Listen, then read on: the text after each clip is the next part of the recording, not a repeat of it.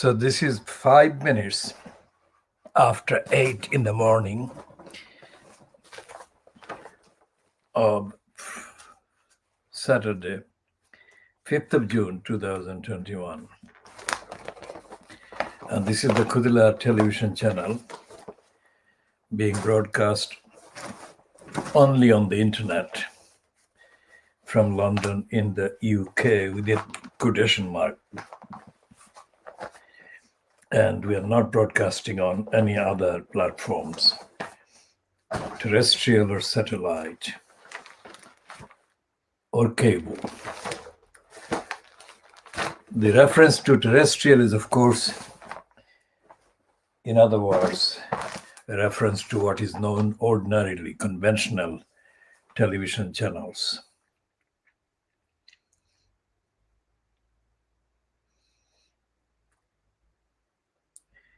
And the financial crimes FT weekend is vindicating us by stuffing this edition with lies.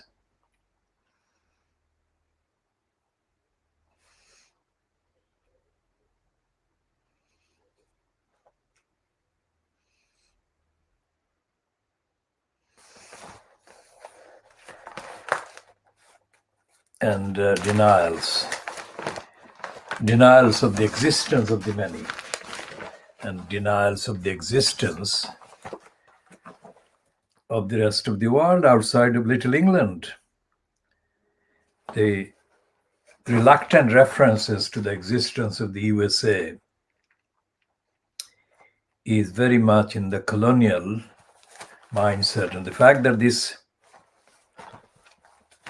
financial crimes ordinary editions, not the FT weekend edition, is edited by a woman born in Lebanon and is allegedly connected with a Muslim background. Makes no difference to the imperialistic, racist, anti-Muslim contents of the financial crimes.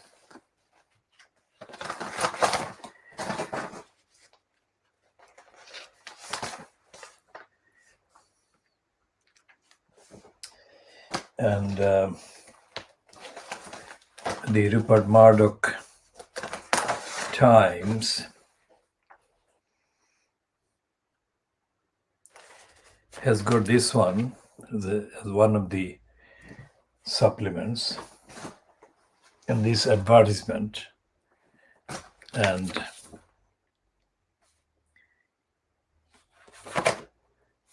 this one advertisement, and the front page heading reads, Sainsbury's helping everyone eat better. Let's eat the world better, one plate at a time. That's what it says. And it's a complete misinformation.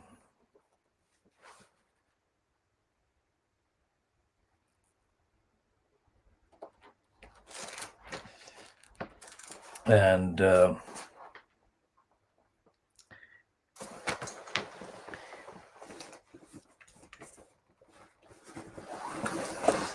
the lying agenda in denial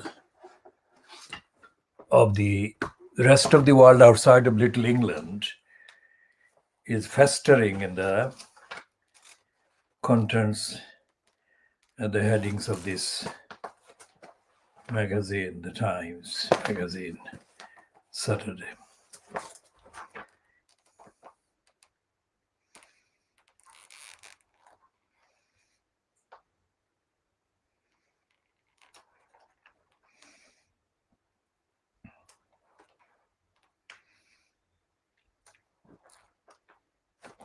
And I got a series of items about what it means being a teenage boy today.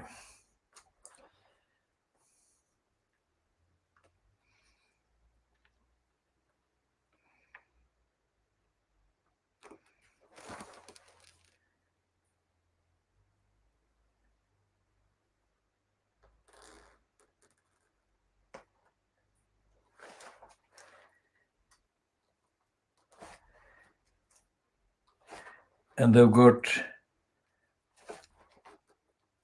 too many people with African origin appearances, but they are being treated as stooges culturally and in terms of content and in terms of the fact that they are serving the agenda of the few.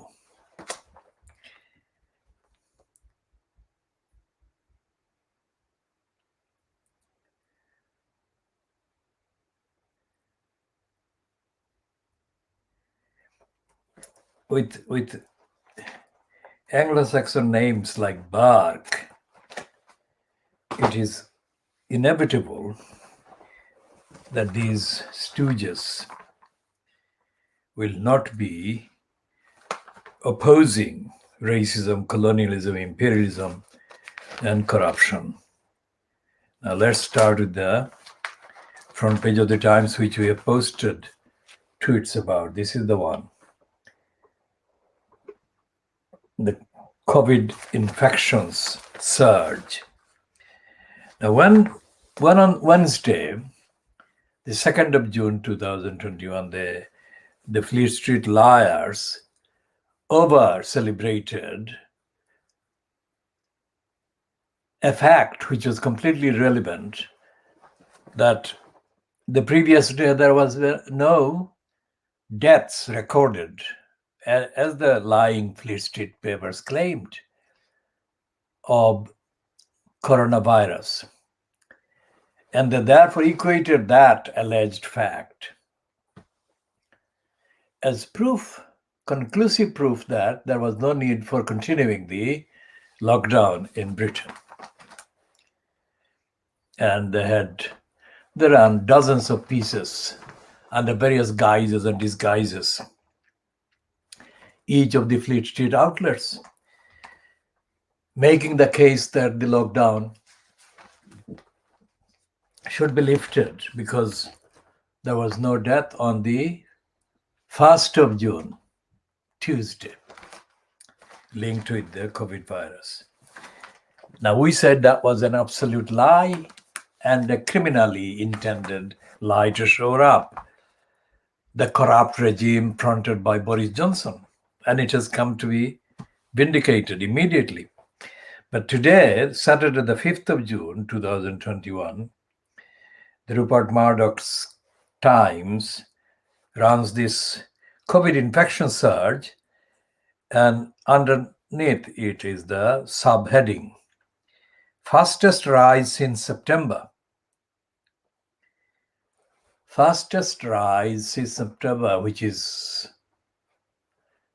October, November, December, January, February, March, April, May, June. 9 months. October, November, December, January, February, March, April, May, June. 9 months. So why this is happening? They don't explain. They won't explain. But they have to admit that that is the inevitable kind of pressure coming from the numbers. And it's the same health editor called Catley and another 3 names. Catley led the lying on Wednesday.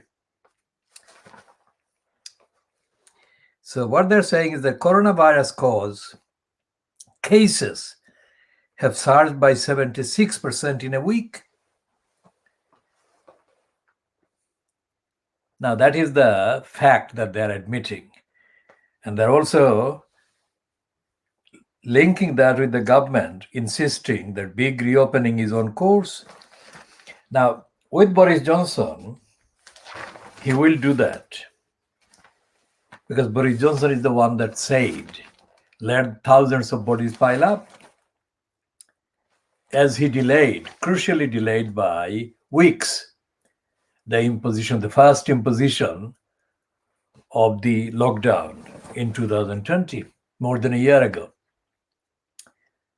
So he's never in support of policy mainly linked to saving lives, protecting people. He's mainly concerned about exploiting people, abandoning them, neglecting them, and abusing the, quote, power that he has, being the incumbent in the post of the so-called prime minister. And despite the huge publicity by at least one section of the conservative right-wing kind of Brexiteering mob in Fleet Street for the Indian origin finance minister Rishi Sunak, who is a multi-millionaire many times over. Despite the fact that they promoted him as almost kind of impatient to take over as the occupant in the post of prime minister, because of widespread reports about Boris Johnson being unfit. And despite the fact that they called him independent of Johnson in terms of making policies. Rishi Sunak is no such thing. He's not independent. Rishi Sunak is correctly identified. When he was first appointed by Johnson to that post, Sunak was identified as a stooge for Johnson and Johnson-fronted cabal. And that is what is happening with Sunak. Contrary to the kind of promotion that he is an independent finance minister and is not being played by Johnson, he is being played by Johnson, and he's an extension of the corrupt cabal fronted by Johnson. Now remember what we said in part A today about the world exclusive diagnosis of Fleet Street. The figure of a criminal, look-up criminal, that is what we mean, criminal, called Kevin Collins. He's been featuring in the news in Fleet Street for the last week about the fact that he resigned as the so-called czar for catching up, schools catch-up czar. Now, we explained yesterday why we called Kevin Collins a liar, because of evidence. And anyone who wants to know what we actually said can check the contents of the broadcast taped editions of yesterday. And anyone wants to go back further than yesterday can also go back further and check our published stance, running now since 2009, and calling Colin Kevins a liar from 2009 onwards. And that is to do with his role in the conspiracy and the corruption in Tower Hamlets Council to foist the corrupt post of elected mayor on the council. That is one. And the other is that he lied. He featured perpetrating a series of lies on a program on Channel 4 television. It's a corrupt slot called Undercover Boss. And in that Undercover Boss, Kevin Collins lied. And Kevin Collins lied against the facts about housing and against the facts about the council, Tower Hamlets Council's perpetration of lies and dishonesty and denials of the many in Tower Hamlets Borough. And again, what we said, of course, was before the onset of this particular slot television channel. We did that on the blogs on Twitter and in our publications, otherwise, including in comments that we posted online on the website of the London Evening No Standard, which had published a promotion of Kevin Collins on a date between 2009 and 2010, I think. So that is the second thing he did. Second, lot of lying and corruption and criminality perpetrated by Kevin Collins.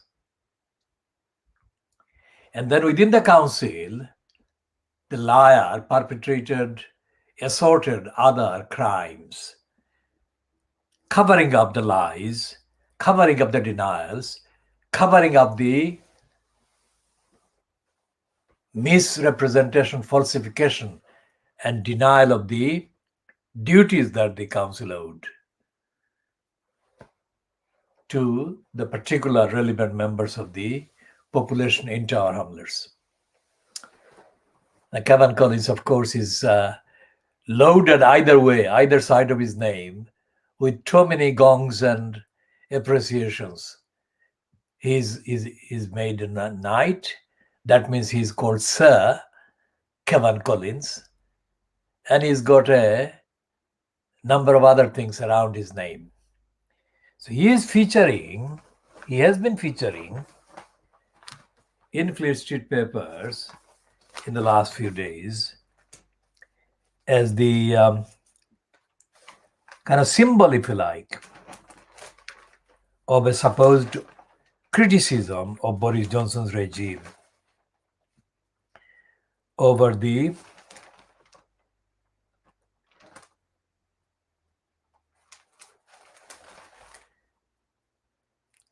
refusal by Johnson's regime to fund the so-called schools catch-up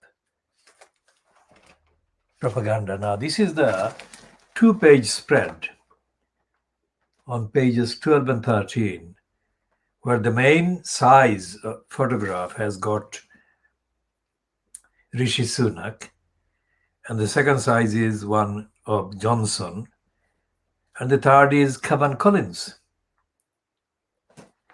And this says, money seemed to be no object.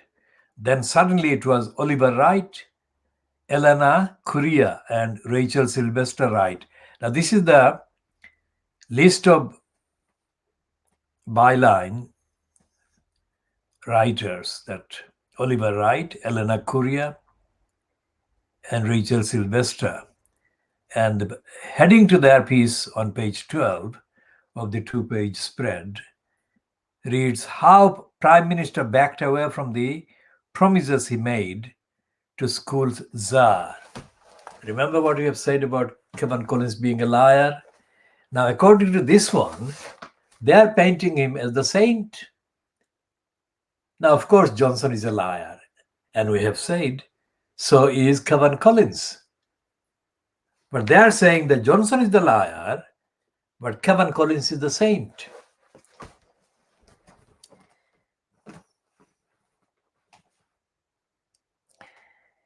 And this is a festival of misinformation and false information and propaganda taking place within the Conservative Party.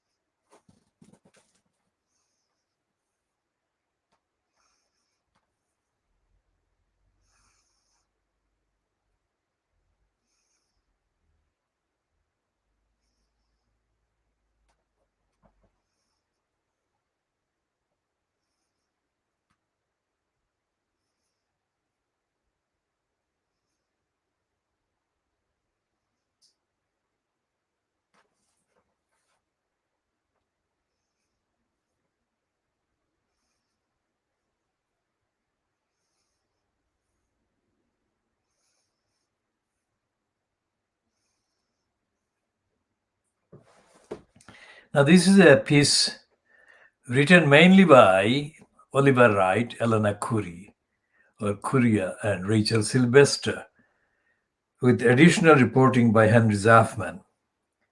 It's a 3-column piece, and it's an absolute promotion of Kevin Collins.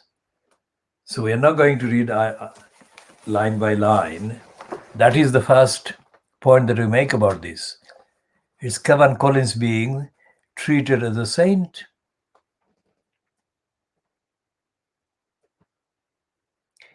And it's about 15 billion that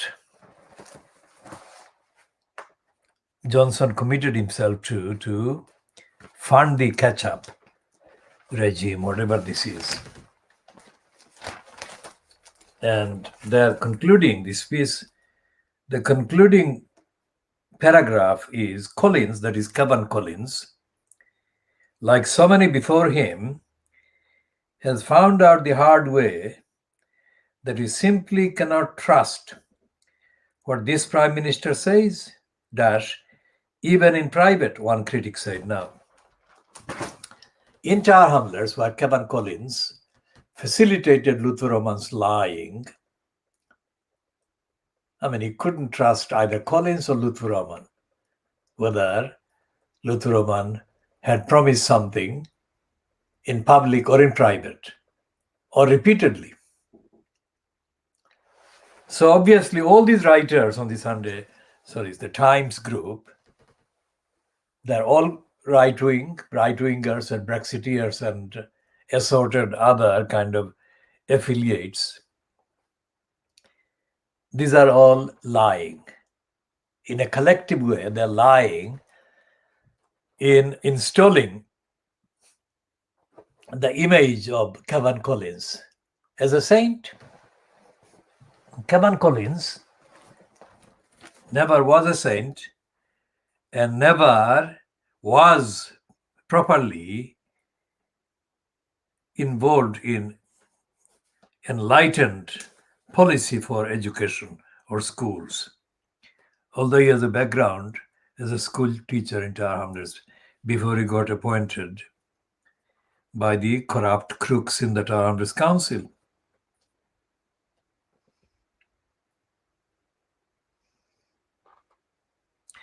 So there is one paragraph that says that Whitehall sources said Johnson had seemed to back the full £15 billion plan being proposed by Collins when it was submitted to Downing Street several weeks ago. But then the Treasury got involved. Officials in Rishi Sunak's department reacted to Collins's plan by going through it by line, challenging its assumptions on the effectiveness of the measures he was advocating to improve educational attainment. Well, we don't know these people who went through Collins's proposal line by line, but we know for a fact that Collins was no educator. He was not an educational revolutionary. He was not enlightened. He's a crook. He's a lying, opportunist self-server. The reason why we had to write to the London Evening No Standard, which has since hidden our comment, because they keep hiding comments, these online so-called newspapers, was because he appeared separately. He did another program on television arguing for the elected mayor post. And there was no evidence that any democratic demand among the active people in campaigning for any level or quality of democracy in Tower Hamlets had even said or suggested the possibility that an elected mayor should be the way to misgovern the already misgoverned Tower Hamlets Council. No elected councillor exists in place as we speak, today the 5th of June 2021, and none has existed in the last 21 years. 21 years is a reference to the year of the legislation that brought in the provision for having elected mayors in England, English boroughs and in regions. And the election of Ken Lying Still Livingston to that post took place in 2000.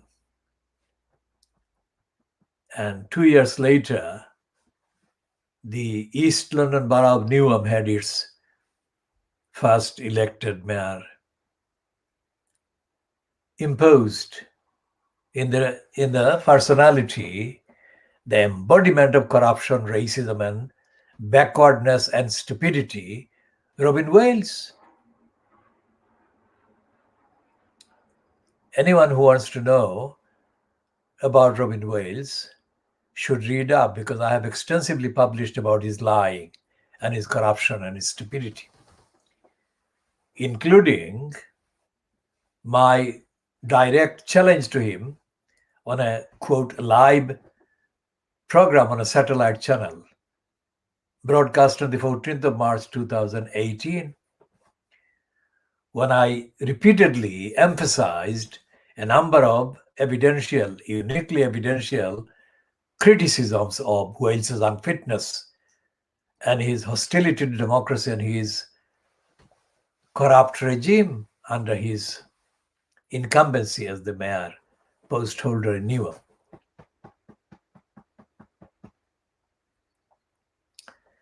So Kevin Collins being featured in the Times today as a saint against Boris Johnson and Rishi Sunak is another extensive and very serious because the space they are giving to promoting Kevin Collins is the basis for my saying it serious. Because most of the gullibles and most people who are not intellectually engaged with evidence or intellectually actively able to assess or investigate the evidence or look for the evidence would follow rather than just note the promotion of Kevin Collins in the Times today and by the Times today. And even the rest of Fleet Street would take a positive, favorable note of the Times' promotion of Kevin Collins today.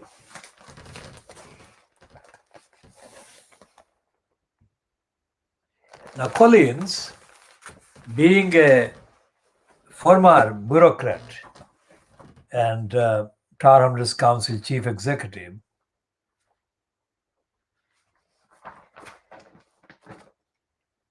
had a vested interest and has a vested interest in making the case, however misleadingly, under the banner of education czar, education catch-up, that would land or put a lot of money in the hands of the schools' bureaucracies and significant amounts of money in the hands of Tower Hamlets Council and similar councils, bureaucracies. Kevin Collins is not a thinker in the objective, independent sense of the term, and he most certainly is not an educator, let alone educationist.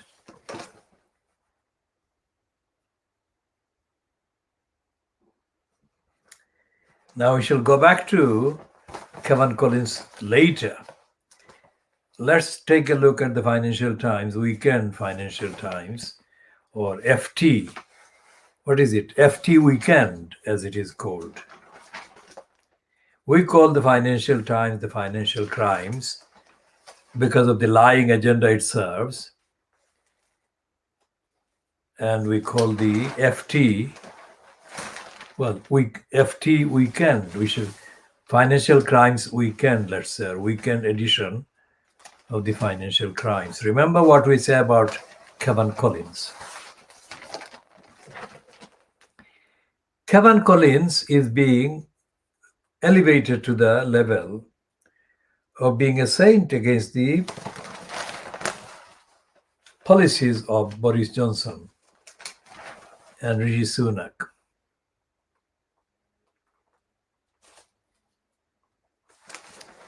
And one of the things that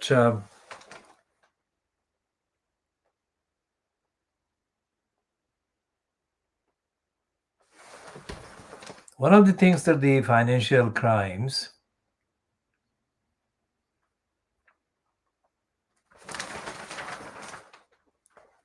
is admitting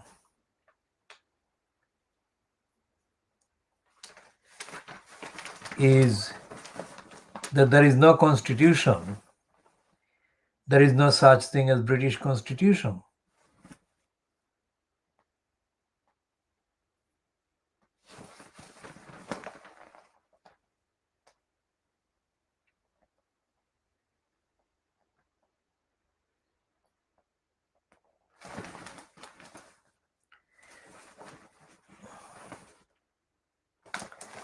The Financial Times has got a promotional piece for the same agenda associated with Kevin Collins.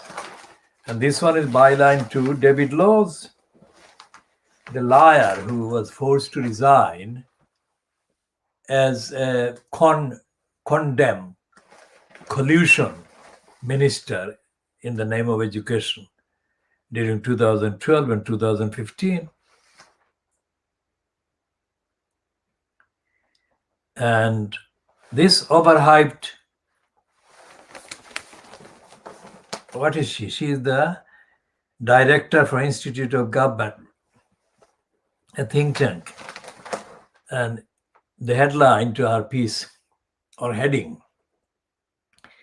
because it's a two-lined heading. Britain's flexible constitution has had its day, and she is described as the director of the Institute for Government. Now, this director of Institute for Government is one of the insiders in the generally described and defined and identified establishment opinion makers and commentators. Now, she was a journalist before Bronwyn Maddox, connected with the financial crimes as well. And she has been kind of promoted, just like Kevin Collins. I mean, these people are self-servers, essentially, and they don't tell the truth as a result.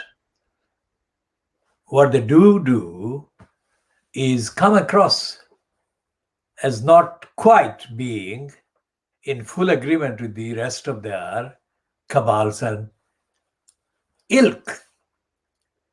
So, Bronwyn Maddox is given space on the Radio 4 and other outlets on the BBC and Channel 4 and ITV, Sky News, etc., as one of the, quote, thinking members of the establishment, with the slight edge that she's a speaker of her mind. But she is not.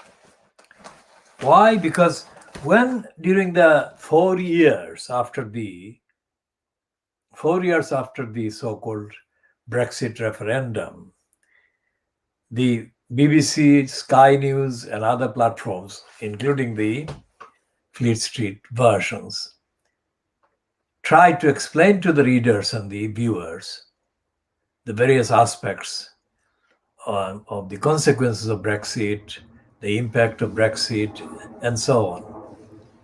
None of their contributors, none of the members of the Institute of Government or for Government came across as being interested in telling the truth. They came across as telling the things that the narrative of the day kind of expected.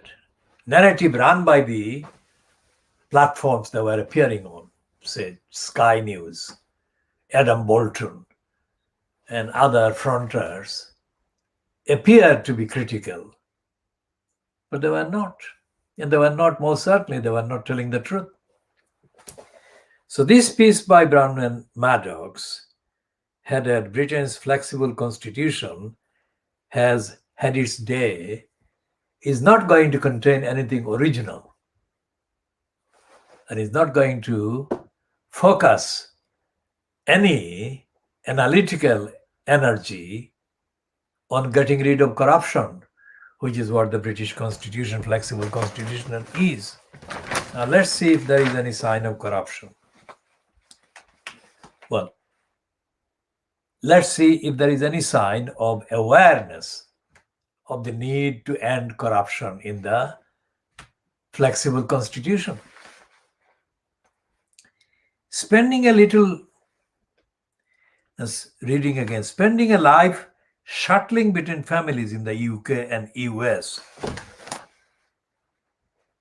I have always enjoyed the unspoken flexibility of Britain, a country with an aversion to writing down the rules by which it runs.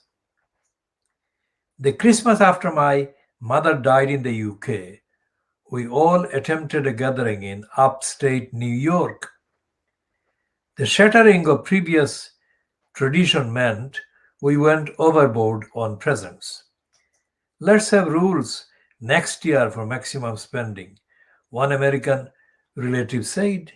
Or let's not, I quietly thought. Let's just admit it.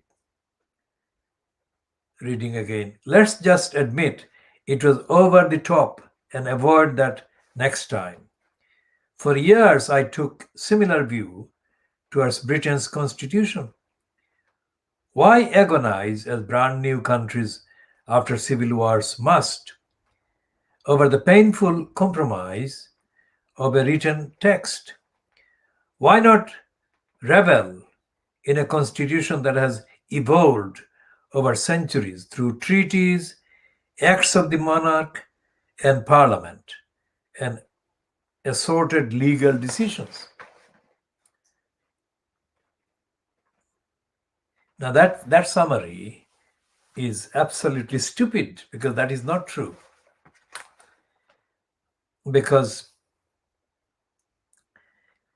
the Constitution has not evolved over centuries through treaties, because the treaties are ignored, as we have been pointing out for the last 1+ year since we started talking about this. But, well, since we started talking on air, online, in broadcast form, let's say. I have changed my mind, says Bronwyn Maddox. The UK's famed flexibility of constitutional arrangements has had its day. The advantages are now outweighed by the sense that when rules inconvenience a government, it just makes new ones up. No one would be well advised to try to write the UK a whole constitution. The effort might even break up the country. But on key questions, it is now time for something more formal.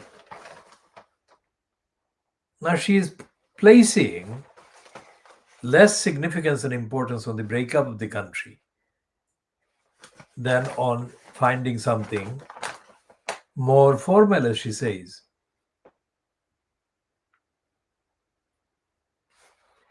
And, well, she admits the contradiction as well. The UK does have a largely written constitution, just not in a single text.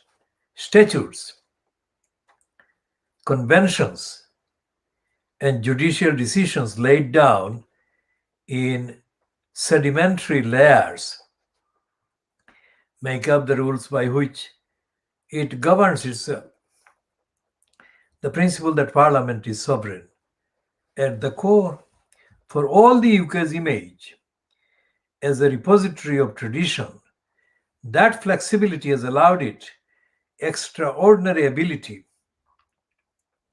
to change with the times. It means Tony Blair would get rid of one version of the House of Lords and arrange devolution in just months. It enabled the rapid creation of a Supreme Court in 2009, taking on powers previously embedded within Parliament. But that flexibility also means a government can rejig rules to suit itself. During the coronavirus pandemic and the Brexit negotiations, the current government has done just that. Dominic Cummings, Boris Johnson's former chief advisor, painted a picture for Parliament last week of a prime minister unbothered by rules, for instance, on funding of the refurbishment of his Downing Street flat. And she goes on repeating some of the most recent headlines in the way that the crook Philip Alston, the Australian law academic based in the USA, did when he cooked up the report, so-called, of his visit of the UK in 2018, apparently looking at extreme poverty and housing. Philip Alston is a liar. We have called him a liar on the record since 2018. And Brandon Maddox, as I said, Maddox, she is a journalist and she's just doing another piece of journalism in this.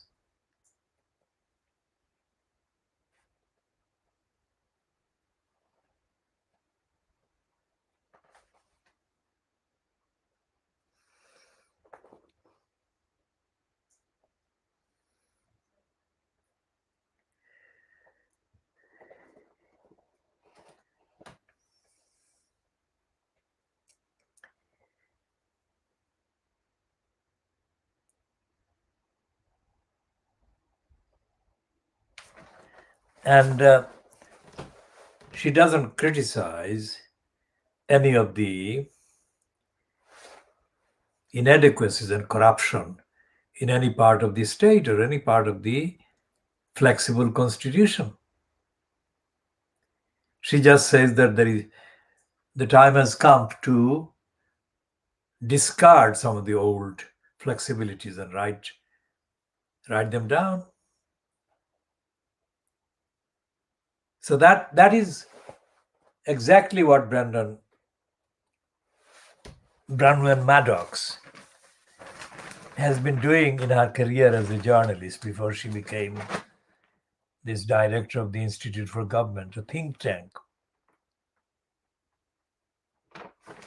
And the fact that she is so shallow and she is so dishonest does not help any claim that she may make as being a reliable, authentic commentator of substance about the future of this country in terms of its lack of accountability and its corrupt core.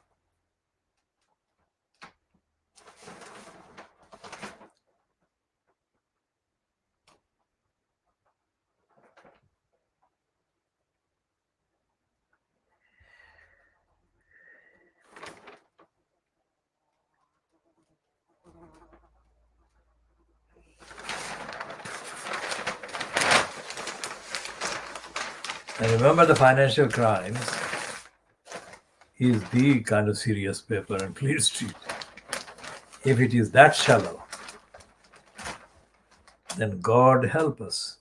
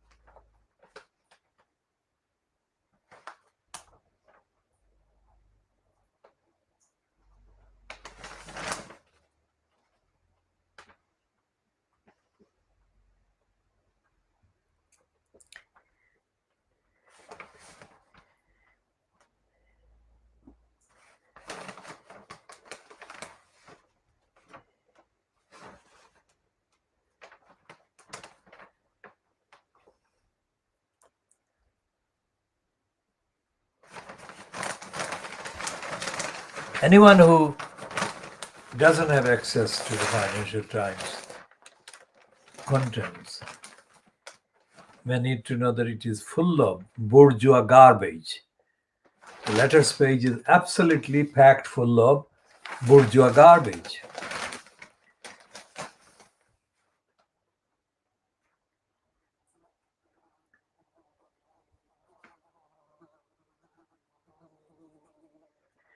And the main editorial piece in the Financial Crimes is for the agenda to reduce number of people in the world and family planning. Now let's see what the main justification of that murderous policy is. Government should concentrate on enabling women's choices. Where birth rates drop dramatically, it often reflects that something is interfering with the people's ability to make truly free choices. Patriarchal expectations of how women should care for both young children and elderly parents can mean some opt out of starting families entirely. A lack of access to childcare, discrimination against mothers at work, and the career penalty for taking time off for child rearing also have an impact on fertility choices. Achieving real freedom of choice rather than maintaining a human resources should now be the focus. Now, that is another completely stupid and racist piece of denial. Women, as we have said on the facts, are not the same within society. Ethnicity, faith, and other classifiable kind of categories make the collective expression of women completely, in practical terms, unrepresentative, untruthful. And that is the case there in the paragraph that I've read. And it is only in the UK's context that we are talking about. That doesn't even take into account the rest of the world.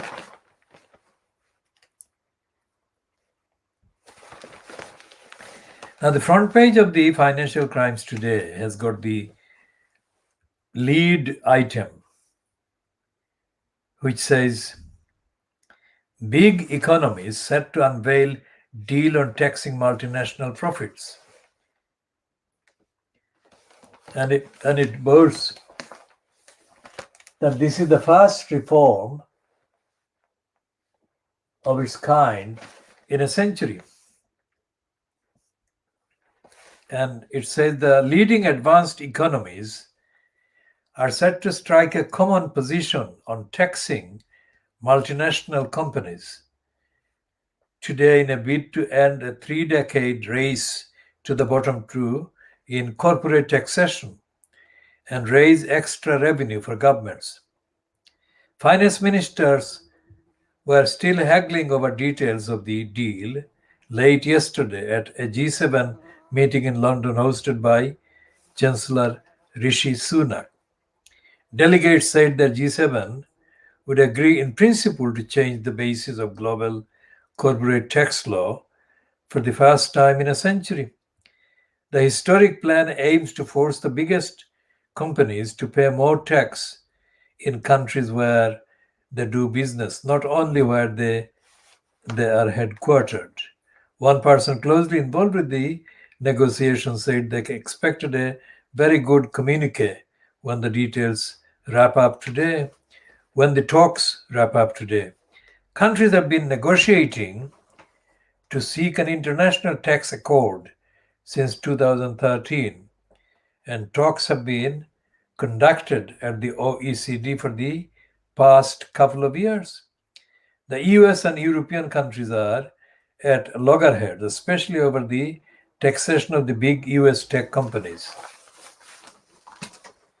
and it goes on. There is nothing original in the rest of it.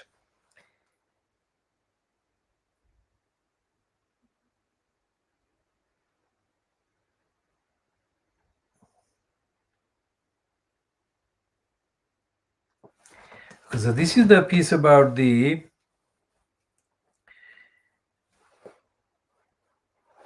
arrangements that Boris Johnson is making to stage another U-turn about the date for the lifting of the restrictions on coronavirus. Civil servants are working on contingency plans to delay a planned June 21st easing of England's lockdown restrictions, as official figures showed further significant rise in coronavirus cases. So there is no need to read that one, any more part or any more paragraphs in that one.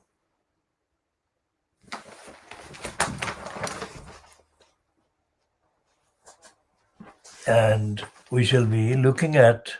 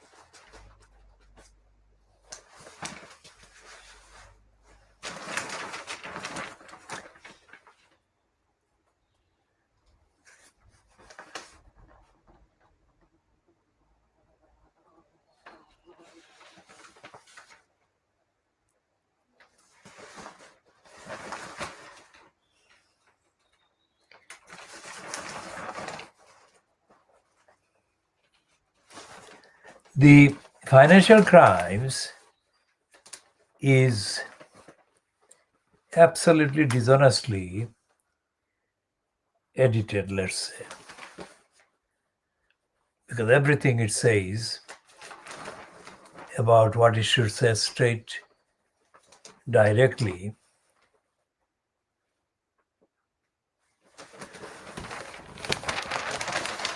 it does with a reluctance.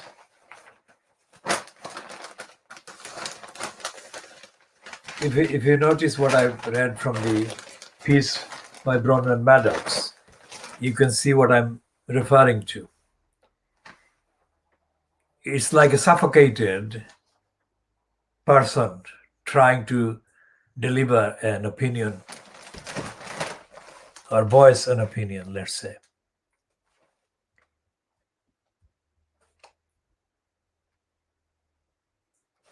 And there is an admission here that people are taking kind of seriously the warning that is contained in the increased surge of the infections. Staycation, that is staying at home instead of going abroad for holiday. That is what the item is. The summer getaways. Domestic holidays groups report surge of interest after green list update. And that refers to the relegation of Portugal as a safe kind of destination.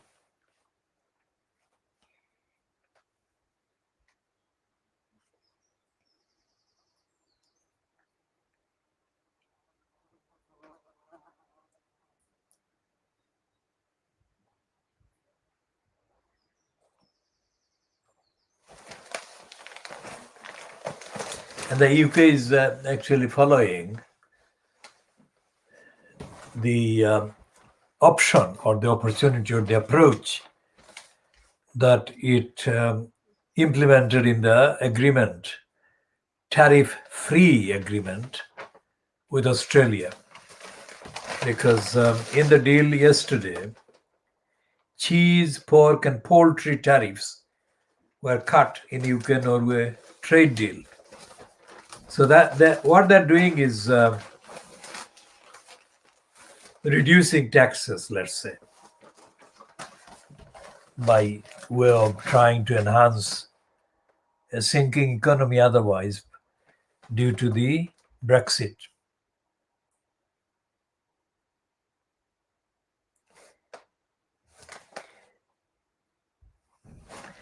And the G7 location in Cornwall is being discussed in this piece,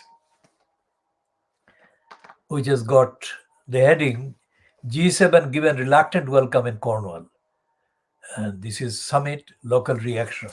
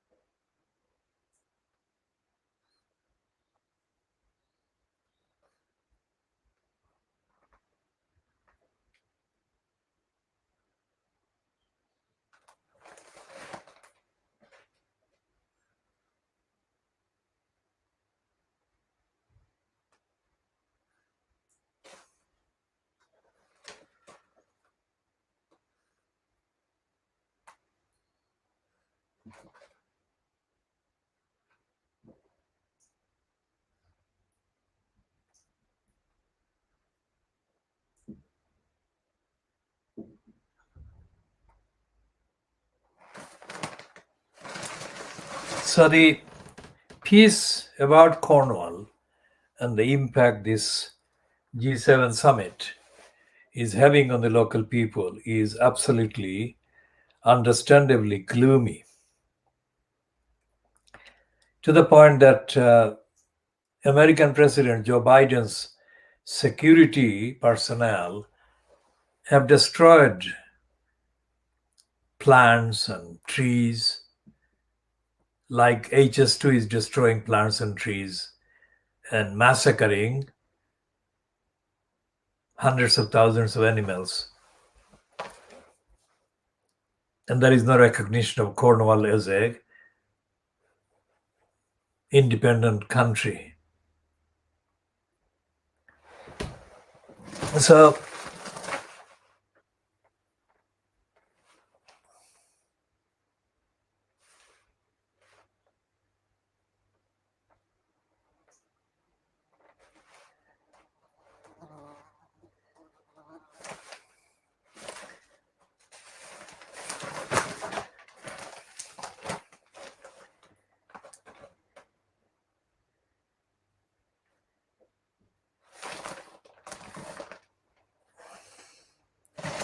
and there is this, as I said, bourgeois rubbish. This is on page 3.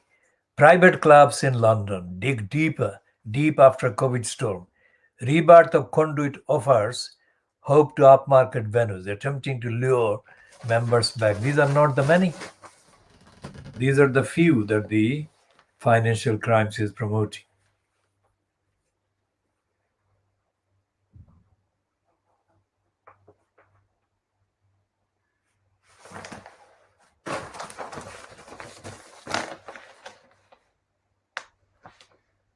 Now this is an unprecedented piece.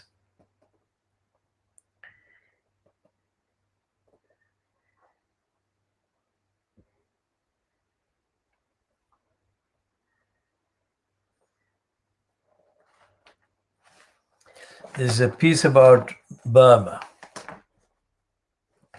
But this is a piece about Burma that actually fiercely denies the genocide of the Muslim Rohingyas. And it skips decades backwards and talks about the 1960s. This is brazenly anti-Muslim and untruthful and racist. Now we shall be talking about that more. Now have a look at this one from the woman in India. Nilanjana Roy, who is reading the world. And Nilanjana Roy is supposed to be a reviewer of books, and her picture there in a sari is false, because she wears non-Asian kind of clothes in most of her appearances.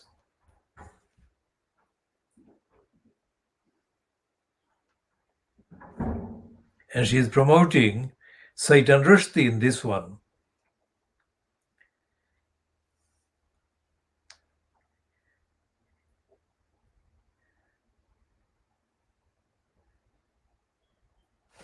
And she certifies that Saitan Rushdie is passionate for free speech. And she says he's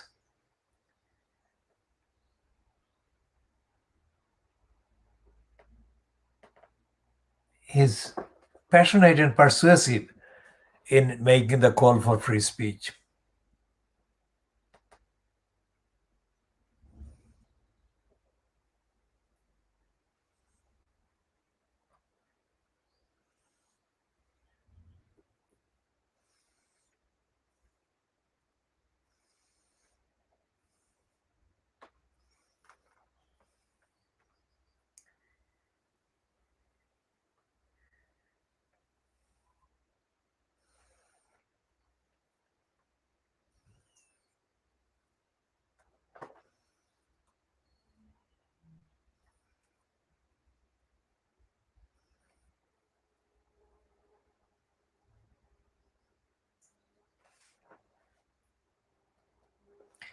And she is absolutely in denial of the reality of India, reality of the world, of Britain. She's she's giving Saitan Rushdie a whole column in the financial crimes.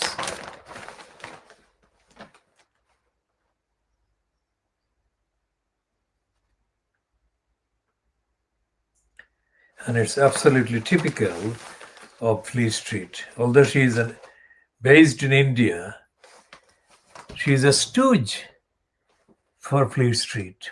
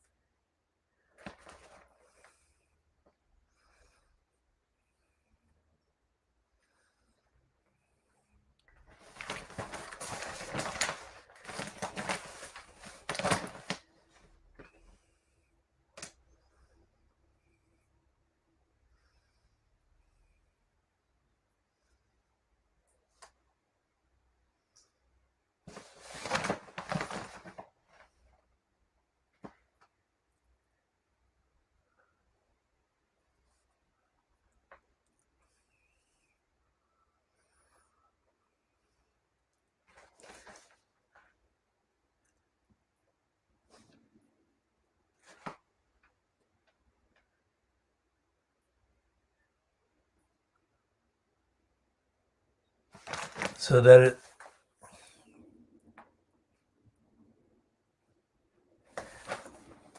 is a review or promotion about 2 books about London, 17th century London. We shall be diagnosing those ones or diagnosing that piece later.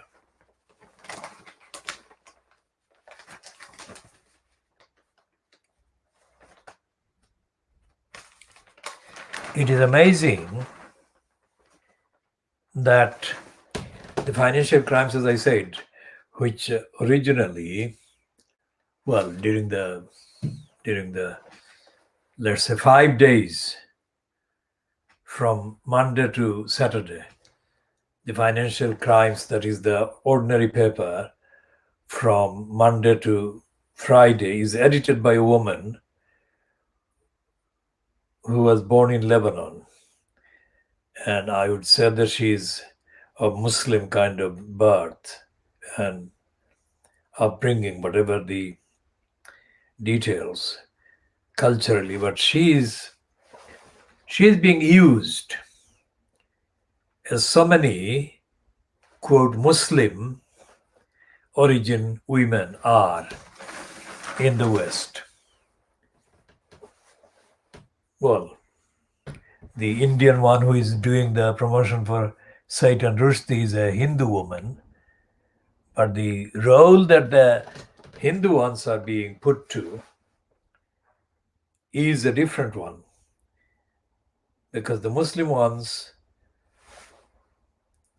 are in deadly denial of everything to do with the Muslim kind of origin. So it's an annihilation of the Muslim identity that the Crusaders aimed to achieve, and what the murderers and genocides of the Muslims in Spain actually achieved. The annihilation of Muslims, all traces of Muslim. Although the Muslims in Spain lived, quote, lived for hundreds of years. And the antagonism to Muslims is more active, more lively, more explosive, and more deep-seated than anyone watching this would think, without having the benefit of the necessary reminders, information pointers. And as I've said, and I keep saying, the propulsion behind the vigor and liveliness of anything to do with British politics comes from hostility, racist hostility on one level, and racist anti-Muslim antagonism on a deeper level. Now, the anti-Muslim antagonism is not operated just by non-Muslim Anglo-Saxon people. This is extended as a kind of like call center, remote location, extended to include people of African, Caribbean origin, and people of Indian origin, Indian non-Muslim origins. So we see significant numbers of people of Indian origin, non-Muslim origin, and African, non-Muslim, of course, origins, in all the main anti-Muslim kind of headlined events and propaganda in the UK. And the same thing happens in the USA, in North America.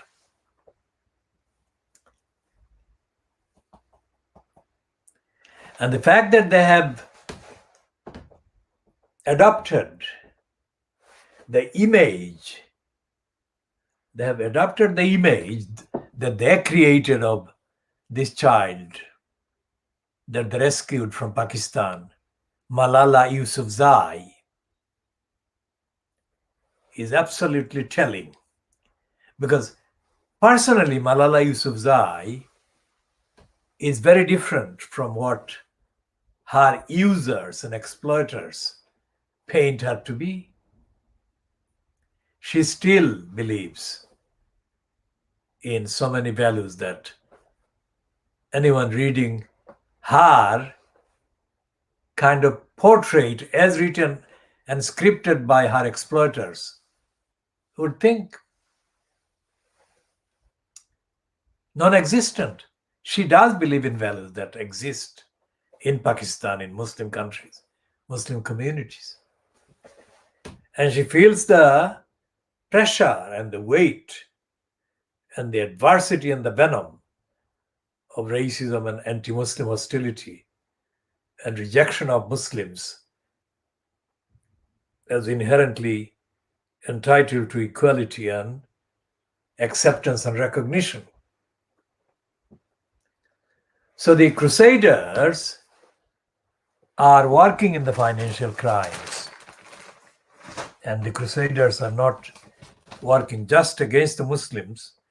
The Crusaders are working against the many people in the community that are Anglo-Saxon, white people, but of a different category in terms of class. So this is the weekend FT or FT weekend supplement. That's what they call it, misleadingly, house and home.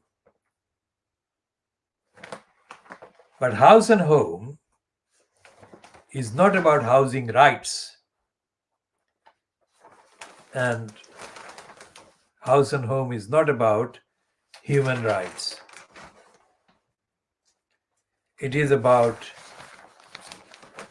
perpetuating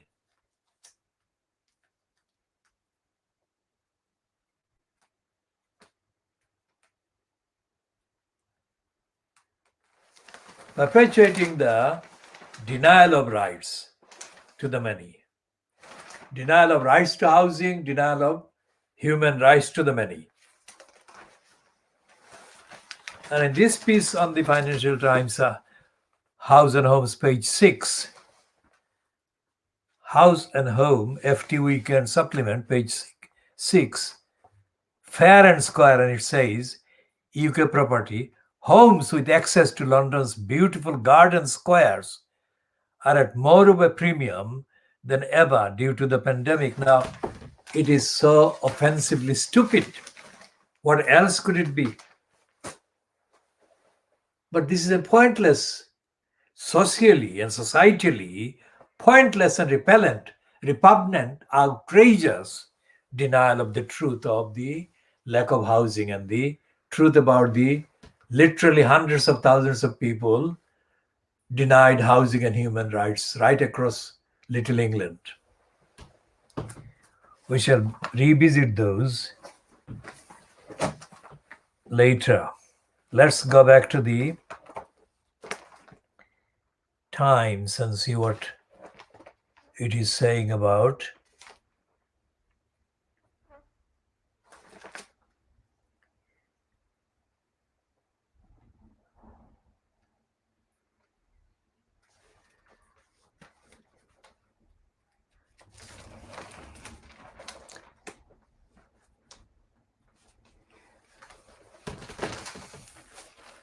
and they're celebrating. This is like they're celebrating in the Times, they're celebrating Belize, where this confusingly described woman who murdered the black policeman is being featured.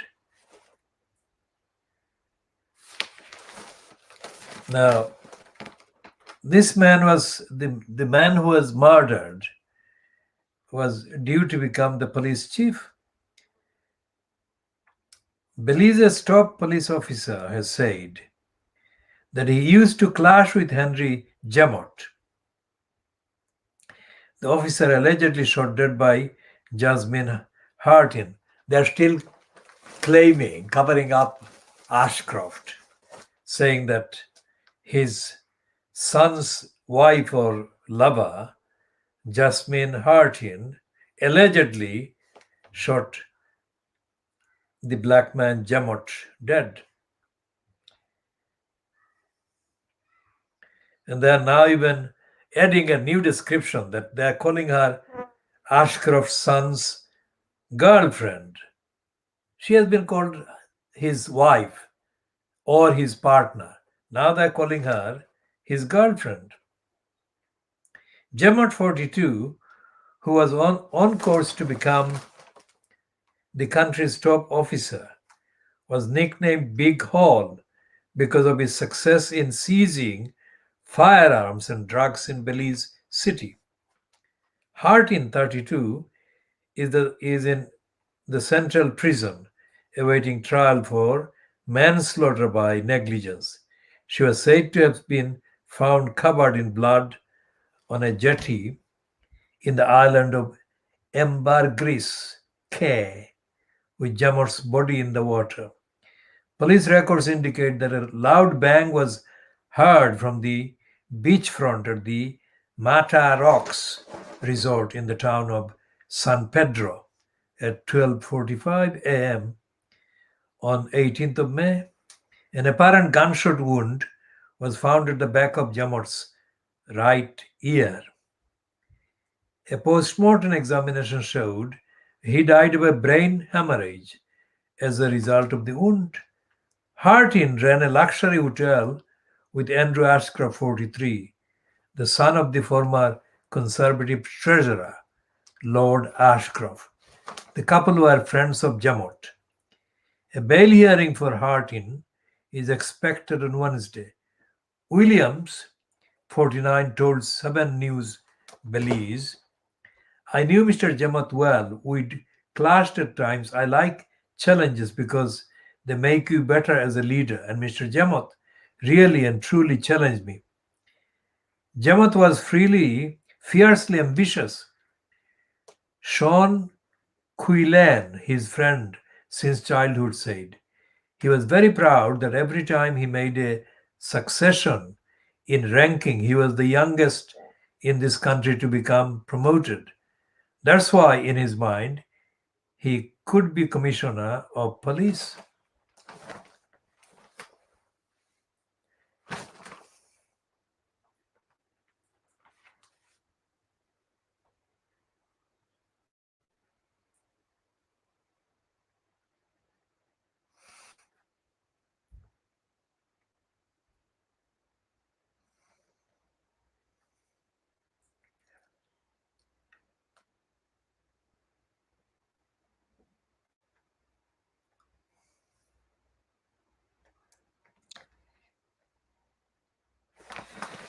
So this is the two-page spread that actually celebrates Belize.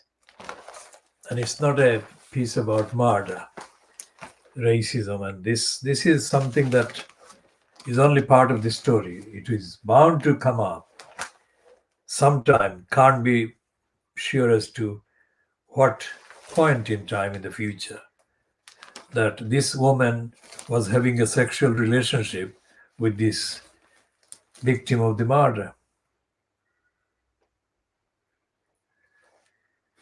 Now,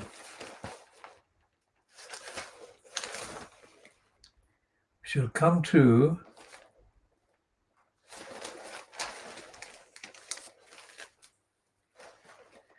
so Matthew Paris is talking about the same game that the conservatives are indulging in, saying that they are revolting against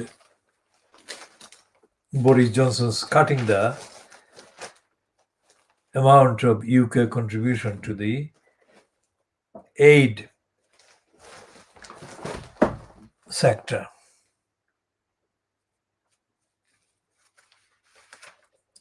Now, this heading to the piece by Janice Turner is quite true. Quite how she explains this heading, we shall examine.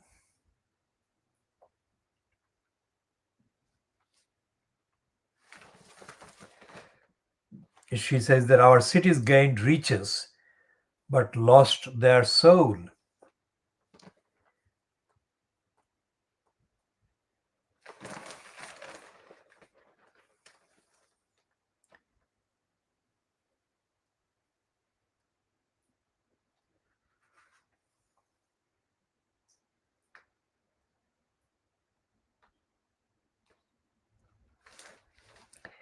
And the Times is running the editorial calling for a discontinuation of the taking the knee.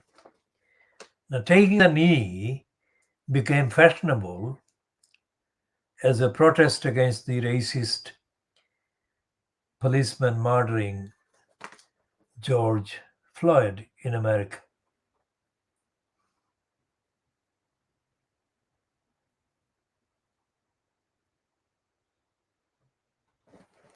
Let's see how they explain this one.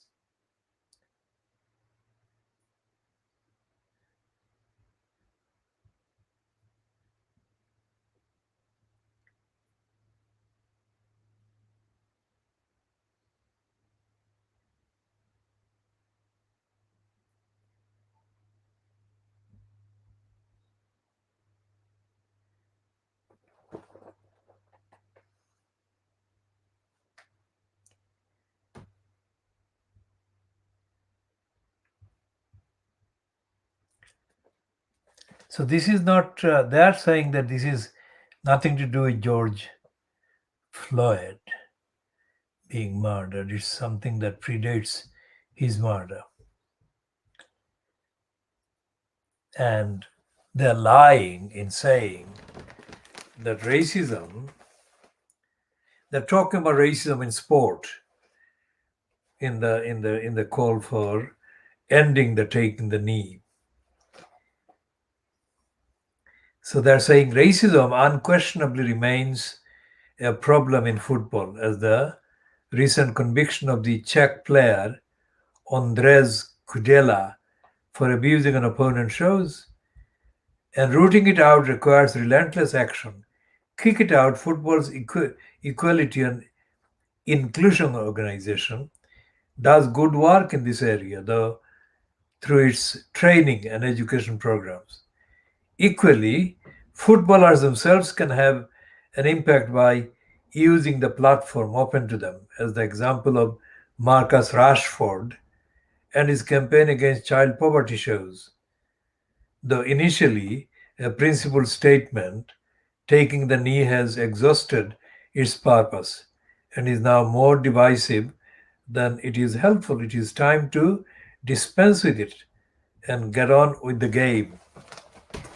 Now, that's a racist and ignorant editorial perpetuating the racism, not just in football but in the rest of society.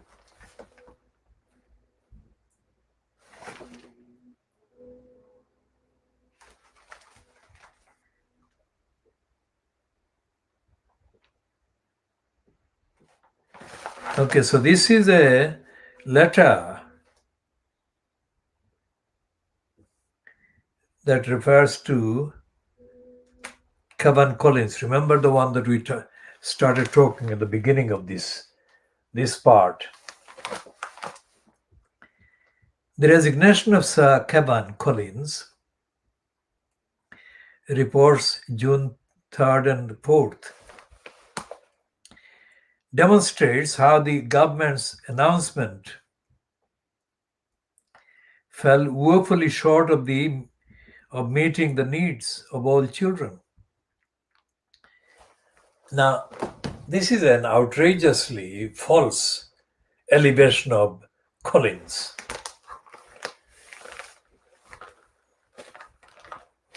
They're saying that his resignation is the substance that represents the government's failure, etc., etc. Disruption to their education, care, and support has had a massive impact on them and their families and has hampered their educational and social development.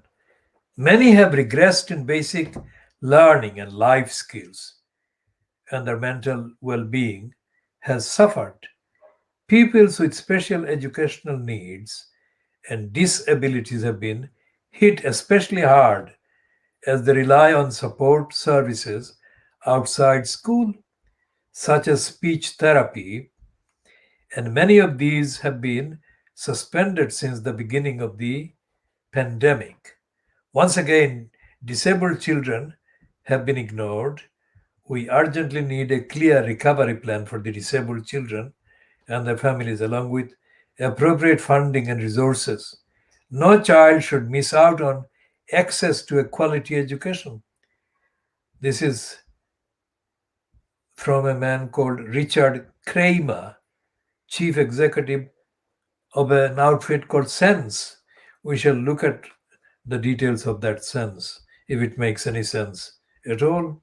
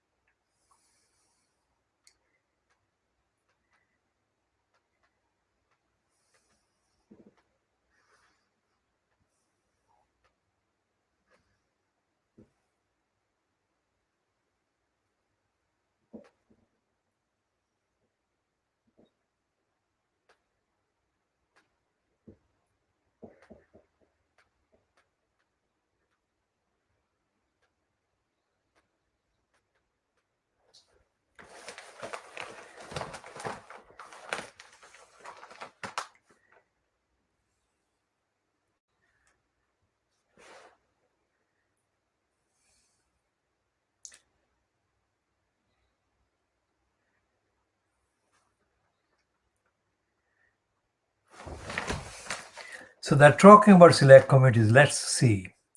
Role of MP groups, that is the select committees.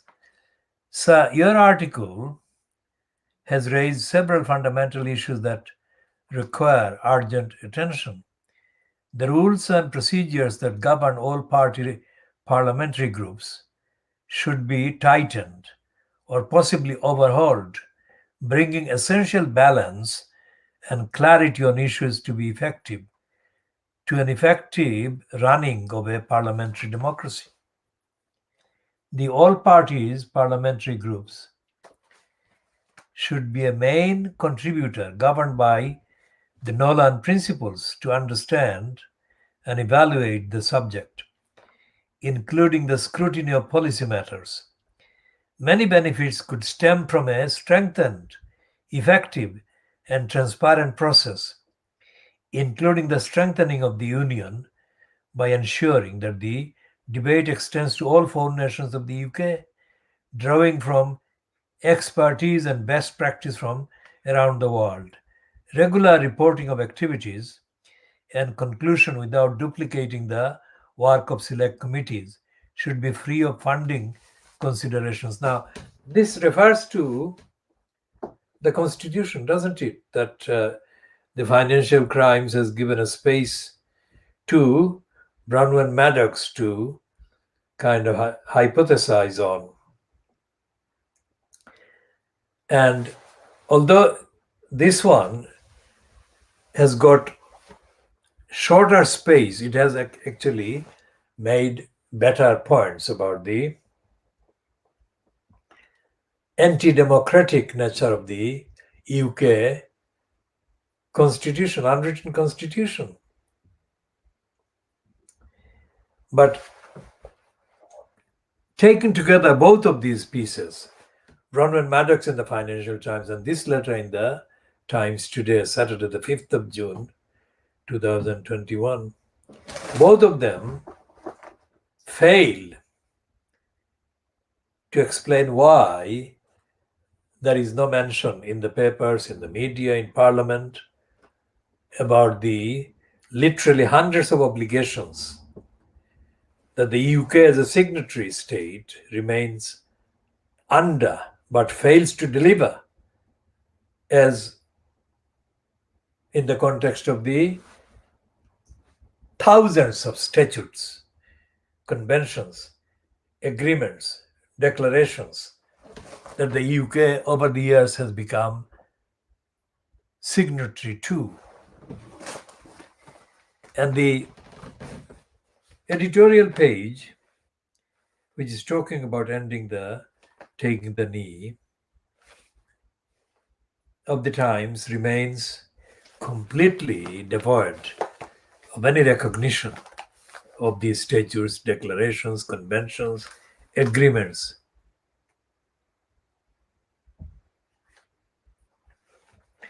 And the last editorial of the three in today's Times is about the G7 summit being held in Cornwall.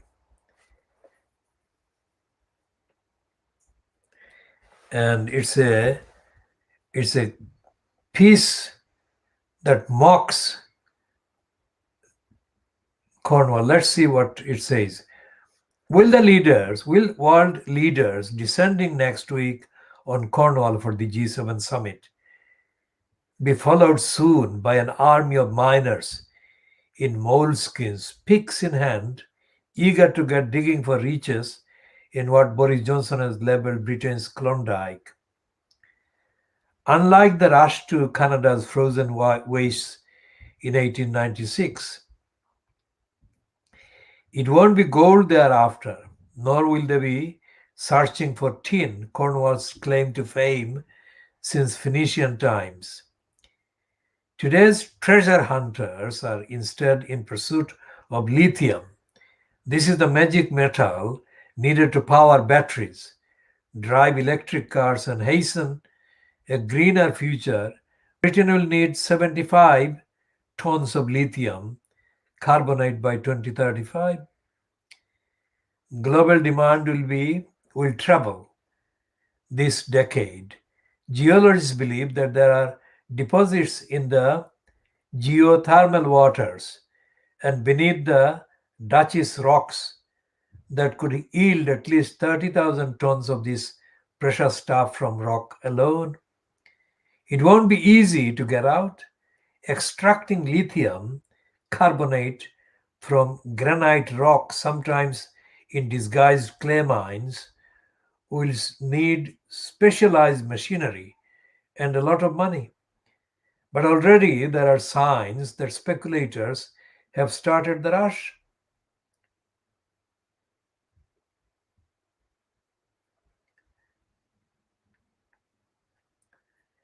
And this is a kind of stupid piece of editorial idiocy. Once again, Cornwall can swell Britain's hearts with pride.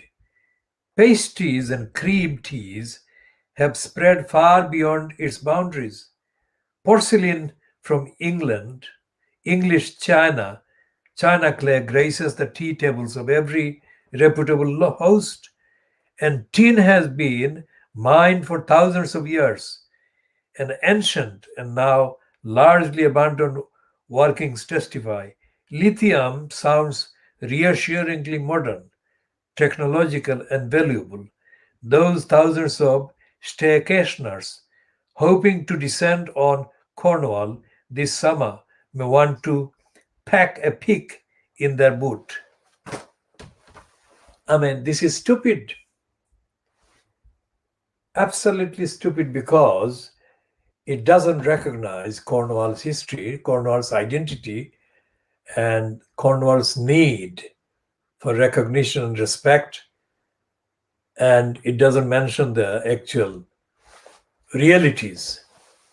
The local people are complaining about the descent, the coming descent of the world's so called leaders.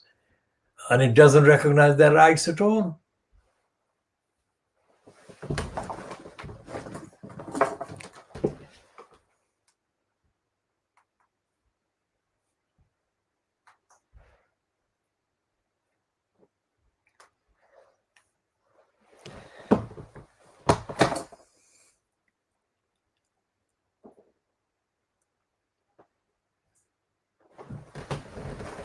So we shall be continuing in the next part.